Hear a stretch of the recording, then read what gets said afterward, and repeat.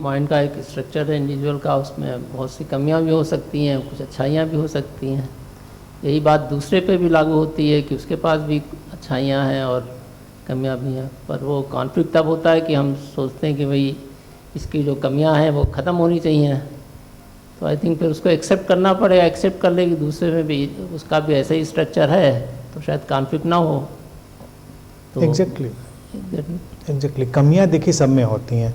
सबके body mind में कमियां हैं, और उनसे निपटने का तरीका ये है कि हम ये सोचें कि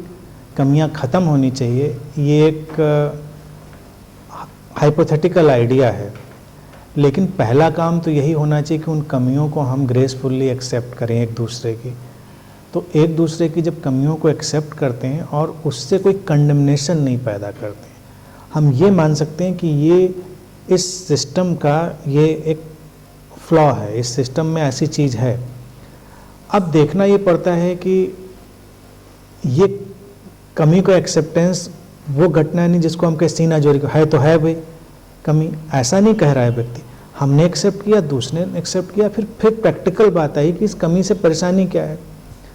भाई आपके सिस्टम की अगर एक कमी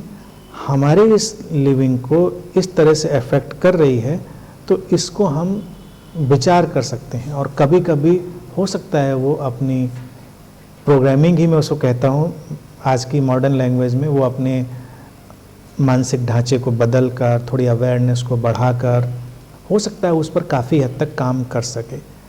तो अच्छा, अगर उसको पूरी तरह वो नहीं भी रिमूव कर पाया या वो नहीं हुई, उसके सिस्टम का इतना वो हिस्सा हुई कि पूरी तरह से नहीं,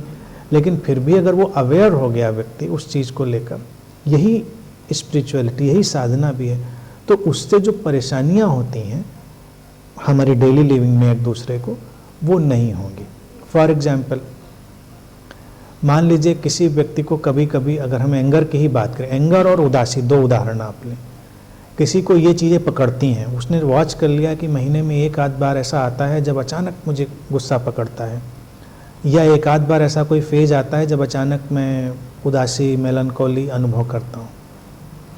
हम जिसके साथ रहते हैं या हम जिन लोगों के साथ रहते हैं उनको ये चीज़ मान लीजिए डिस्टर्ब करती है, हमको ये चीज़ पता चल गई है, तो हम कोशिश करेंगे कि उन दिनों में अवॉइड करें। ये मेडिटेटिव अवेयरनेस हो गई कि जब हमको गुस्से वाली वेव पकड़ में आई, और जितनी अवेयरनेस बढ़ेगी उतनी वो हमको जल्दी पकड़ में आएगी कि ये आ रही है, वो चीज़ आ रही है, हमको पकड़ रही है, तो हम कुछ और करें, लोगों से नहीं मिलें, अपने कमरे में रहें, अपना कुछ और काम करें।